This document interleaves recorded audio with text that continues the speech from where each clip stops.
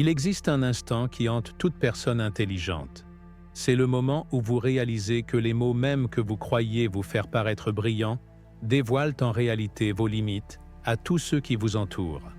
J'ai passé des années à étudier le comportement humain, à observer les subtiles dynamiques qui séparent les individus véritablement intelligents de ceux qui ne font qu'en afficher l'apparence. Et ce que j'ai découvert va probablement vous mettre mal à l'aise. La différence entre paraître intelligent et l'être réellement ne se trouve ni dans votre vocabulaire, ni dans vos diplômes. Elle se cache dans cette phrase apparemment inoffensive qui s'échappe de nos bouches sans que nous réalisions les dégâts qu'elle cause.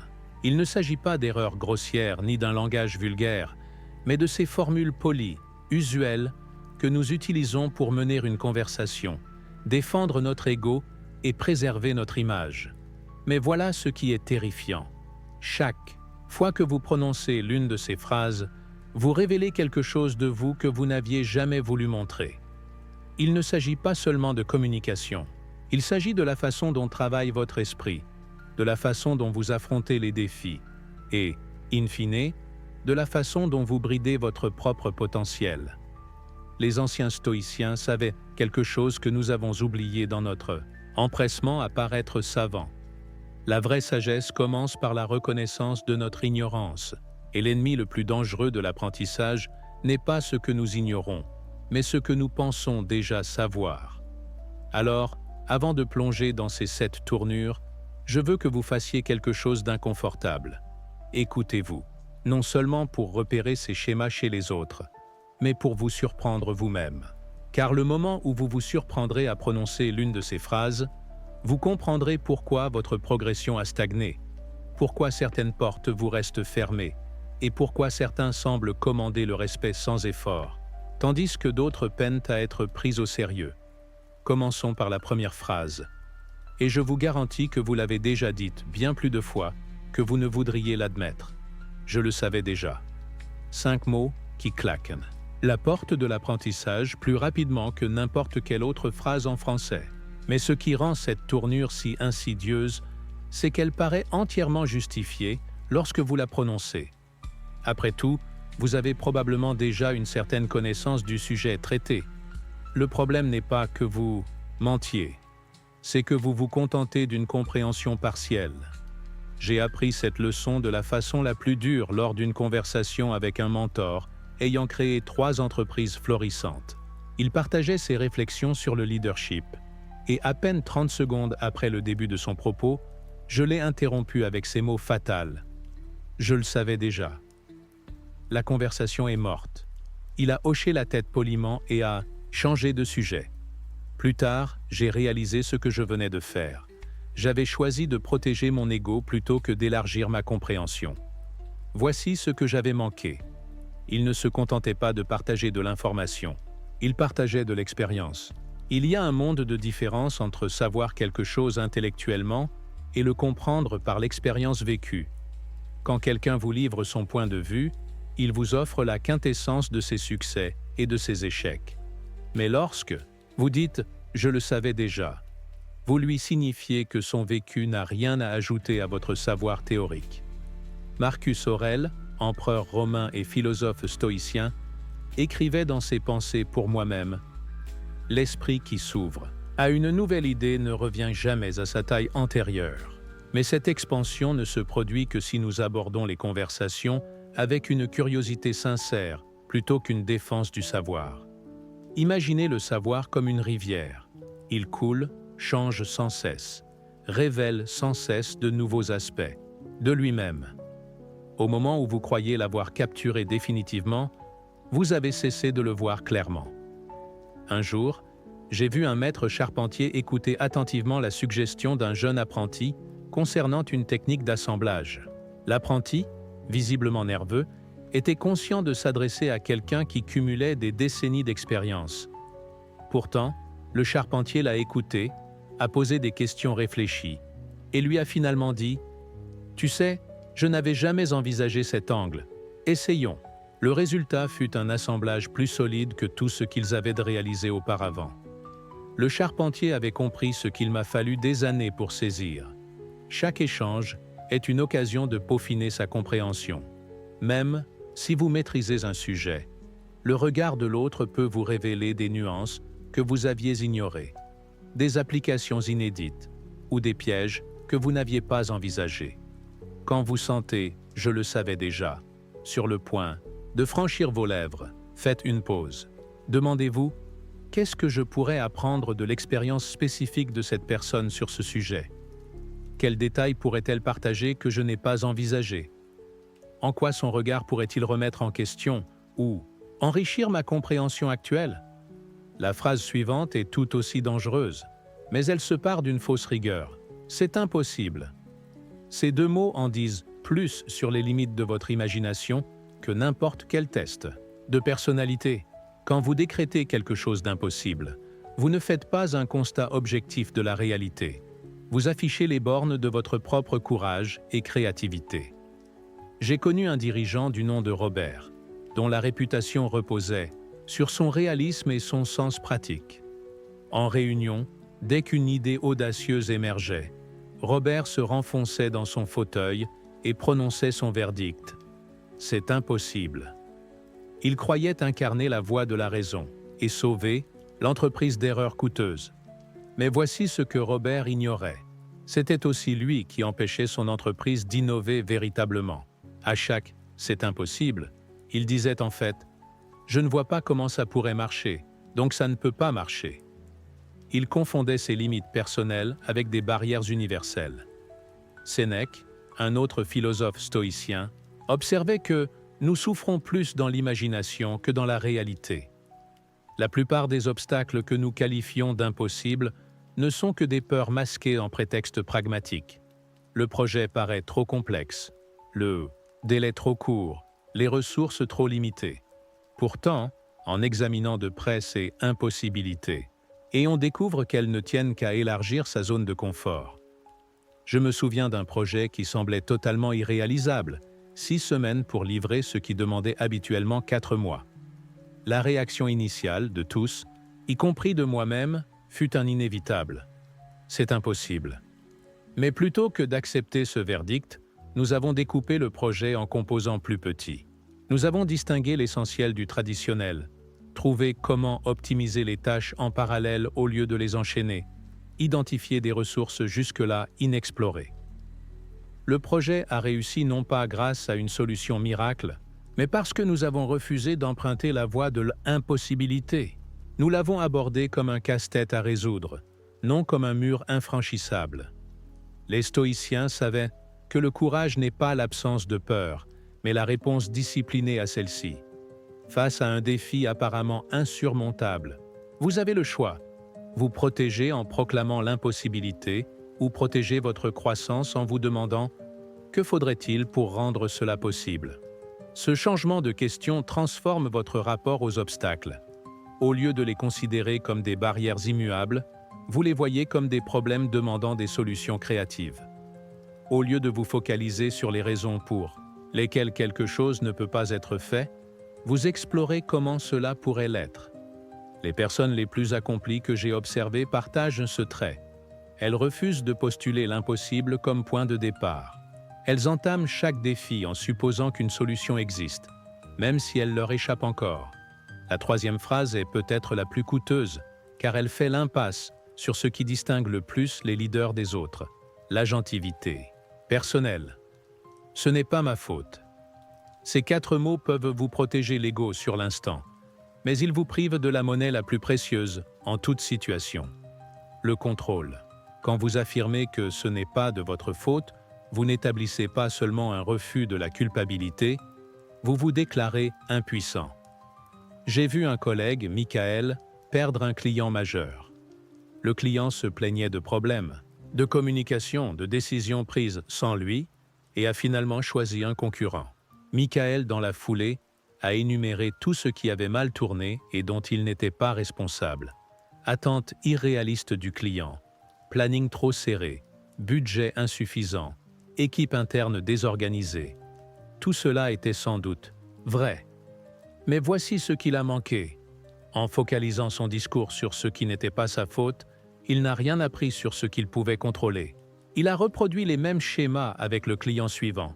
rencontré les mêmes difficultés et perdu ce client-là aussi. Épictète, le stoïcien, enseignait qu'on ne maîtrise pas ce qui nous arrive, mais qu'on peut toujours contrôler notre réaction. Il ne s'agit pas d'accepter la responsabilité de tout ce qui survient, mais de reconnaître que, même quand votre part de responsabilité est minime, certaines décisions et certains comportements restent sous votre influence. Quand un problème surgit, au lieu de demander « à qui la faute ?», essayez plutôt « qu'aurais-je pu faire de différent ?» Même dans les situations où vous avez peu à vous reprocher, cette question révèle des leviers de croissance et de prévention. Prendre la responsabilité, ne fût-ce que partiellement, vous transforme de victime des circonstances en acteur du changement. Et cela renforce la confiance d'autrui. Quand on vous voit reconnaître votre rôle dans un échec, on vous confie plus volontiers la mission de le résoudre. Les meilleurs leaders que j'ai croisés ont tous cette habitude. Ils assument vite et pleinement, puis orientent leur énergie vers l'amélioration et la prévention. Ils savent que le blâme est un luxe qu'on ne peut se permettre, car il empêche d'apprendre. Cela ne signifie pas devenir un paillasson ou accepter l'injustice. Cela signifie comprendre que votre réaction est toujours un choix et que ce choix détermine si vous devenez plus fort ou si vous restez coincé. La 4e phrase révèle un malentendu dangereux au sujet de la force et de l'autonomie. Je n'ai besoin d'aucune aide. Ces 5 mots sonnent comme de la confiance, mais masquent souvent une peur si profonde qu'elle sabote le succès avant même qu'il ne commence. La crainte de paraître faible, incompétent ou vulnérable pousse à refuser la précieuse assistance qui pourrait accélérer nos progrès.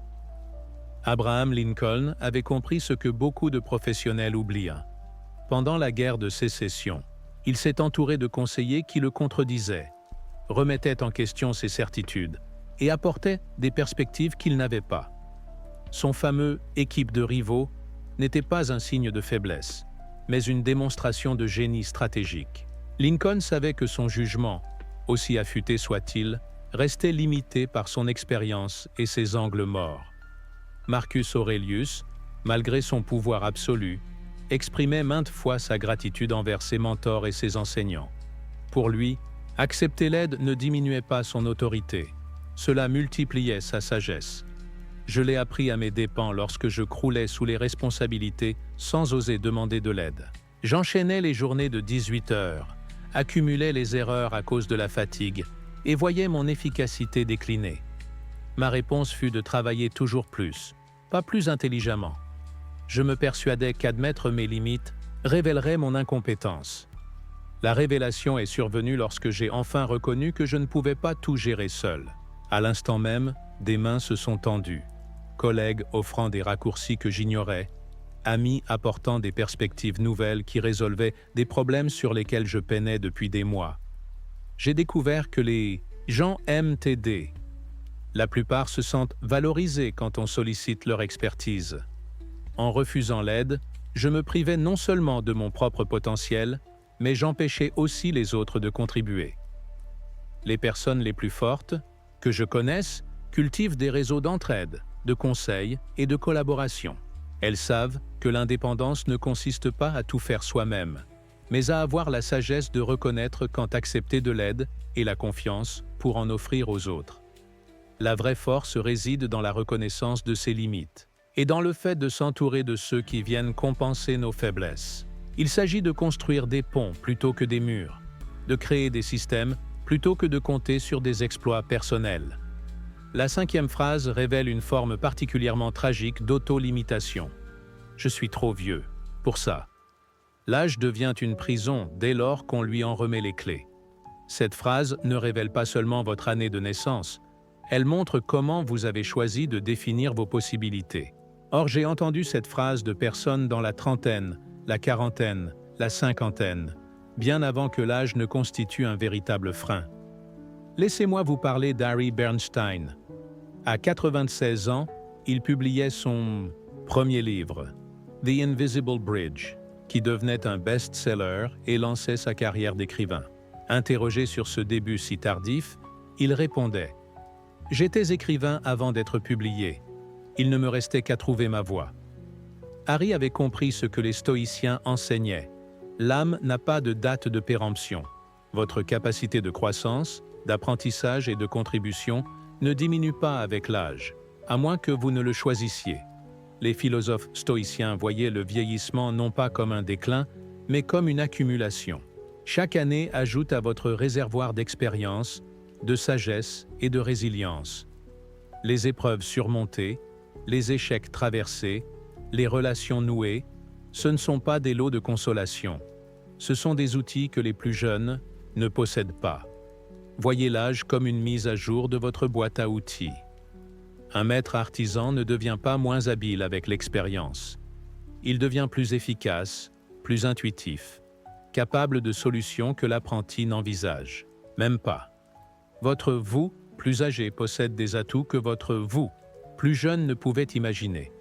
Mais voici le piège. La société nous envoie sans cesse le message que l'innovation, l'énergie et la pertinence sont l'apanage des jeunes. Nous internalisons ces messages et nous nous auto-limitons avant même que la réalité ne le fasse. Nous nous retranchons, cessons d'apprendre de nouvelles compétences et nous persuadons que notre temps de croissance est révolu. Les aînés les plus dynamiques que je connaisse partagent un trait. Ils refusent d'accepter l'âge comme un obstacle à de nouvelles aventures. Ils abordent l'apprentissage avec la même curiosité qu'à 20 ans, mais avec la sagesse et la patience acquises au fil des décennies. Votre âge n'est pas une contrainte, c'est une qualification. Vous avez mérité le droit de prendre des risques car vous savez désormais que l'échec n'est pas fatal. Vous savez que la vie des autres compte moins que votre propre épanouissement. Vous réalisez que le temps est précieux, ce qui vous rend plus sélectif, non moins audacieux. La 6e phrase est peut-être la plus dangereuse, car elle troque le temps fini contre un regret infini. Je le ferai plus tard. 4 mots qui ont enterré plus de rêves que n'importe quel obstacle extérieur. Cette formule paraît anodine, sensée même. Le bon moment, les ressources, la préparation. Pourtant, plus tard, cache un terrible secret. C'est là où les bonnes intentions viennent mourir. Je connaissais un homme d'affaires prospère, Thomas, qui promettait depuis des années de vraiment passer du temps avec son père vieillissant. Je viendrai plus, tard quand le travail sera moins prenant. On ira pêcher plus tard, quand j'aurai plus de temps. On aura ces conversations profondes plus tard, quand la vie sera moins agitée. Le plus tard n'est jamais venu. Son père est soudainement décédé, laissant Thomas avec une poignée de discussions inachevées et un amour resté inexprimé. Le plus triste n'était pas ce qui est arrivé, mais ce qui n'est jamais arrivé. Tous ces instants repoussés étaient d'autres parties à jamais, remplacés par le poids du « et si ». Marcus Aurèle pratiquait le memento mori, la mémoire, de la mort. Il ne s'agissait pas d'une obsession morbide, mais d'une sagesse pragmatique. Envisager la finitude du temps insuffle de l'urgence à ce qui compte vraiment. Quand vous acceptez vraiment que votre temps est limité, vous cessez de traiter l'essentiel comme si ça pouvait attendre indéfiniment. La vérité crue sur la procrastination, c'est qu'elle n'est pas une question de gestion du temps, mais de gestion de la peur. Nous ajournons les conversations importantes parce qu'elles risquent d'être difficiles. Les projets qui comptent parce qu'ils pourraient échouer. Les décisions majeures parce qu'elles pourraient être erronées. Pourtant, les stoïciens savaient, l'inconfort de l'action est éphémère, mais le regret de l'inaction est éternel. La discussion que vous évitez ne fera que s'envenimer. Le projet que vous retardez ne fera que se compliquer. La décision que vous remettez à plus tard ne fera que prendre plus d'importance. Le temps ne vous attend pas pour que vous vous sentiez prêt. Les opportunités ne patientent pas que vous domptez vos peurs. Les êtres aimés ne restent pas disponibles indéfiniment. L'énergie que vous avez aujourd'hui pourrait vous manquer demain. Les personnes les plus performantes que j'ai observées ont appris à combler immédiatement l'écart entre l'intention et l'action. Lorsqu'elles identifient quelque chose d'important, elles commencent tout de suite, même si elles ne peuvent pas tout achever tout de suite. Elles savent que maintenir une dynamique est plus facile que la créer. Enfin, la 7e phrase est peut-être la plus limitante, car elle enraye tout changement par définition. C'est comme ça, Je suis comme ça. 5 mots qui transforment les traits de caractère en prison définitive. Cette tournure ne se contente pas de décrire votre comportement actuel. Elle dicte votre comportement futur. Quand vous déclarez qu'une chose est juste comme vous êtes, vous ne faites pas une simple observation. Vous faites le choix de rester immuable. J'ai entendu cette phrase pour excuser tout, de la ponctualité chronique à la colère explosive, en passant par l'évitement social. Je ne suis pas du matin. J'ai simplement mauvais caractère. Je ne suis pas fait pour les gens.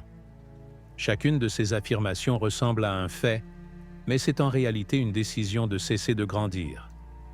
Les stoïciens savaient que nous ne sommes pas prisonniers de notre tempérament. Épictète enseignait que nous sommes esclaves, non pas de nos circonstances, mais de nos jugements à leur sujet.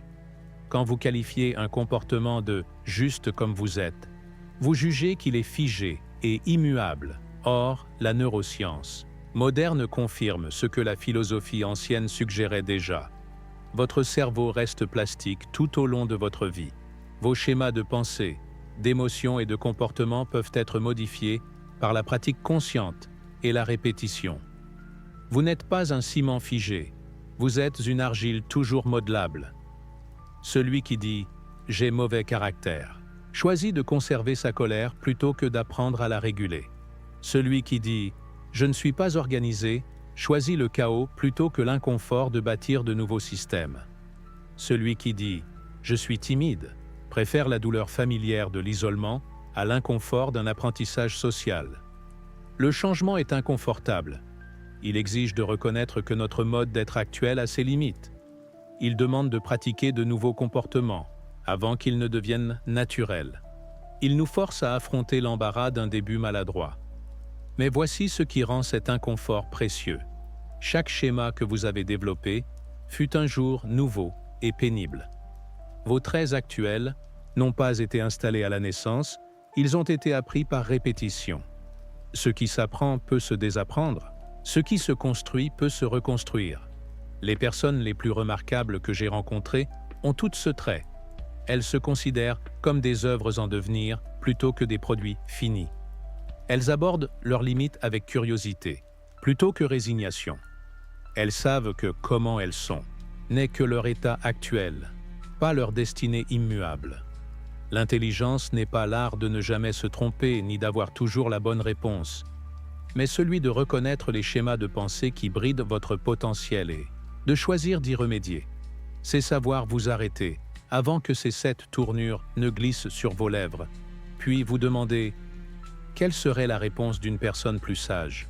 Les phrases que nous avons examinées. « Je le savais déjà. C'est impossible. Ce n'est pas ma faute. Je n'ai besoin d'aucune aide. Je suis trop vieux pour ça. Je le ferai plus tard. Et c'est comme ça. Je suis comme ça. » sont bien plus que de simples mots. Elles sont des fenêtres sur notre façon de concevoir l'apprentissage, les défis, la responsabilité, la collaboration, la possibilité, le temps et le changement. Chaque phrase incarne un instant de choix.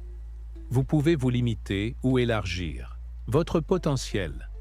La belle vérité est que vous prenez ce choix chaque jour, à chaque conversation, à chaque situation qui met votre pensée à l'épreuve. Mon défi pour vous, identifiez laquelle de ces 7 tournures résonne le plus avec vos propres habitudes. Peut-être vous reconnaissez-vous dans ce réflexe fermé qu'est « je le savais déjà ». Peut-être entendez-vous votre voix intérieure lâcher « c'est impossible » face à des objectifs ambitieux. Ou peut-être vous surprenez-vous à repousser l'essentiel en vous disant « je le ferai plus tard ». Quelle que soit la phrase qui vous parle, considérez-la comme votre occasion de la laisser tomber. À partir d'aujourd'hui, dès que vous sentirez l'une de ces formules émerger, faites une pause, respirez et choisissez une réponse qui ouvre des portes plutôt qu'elle ne les claque.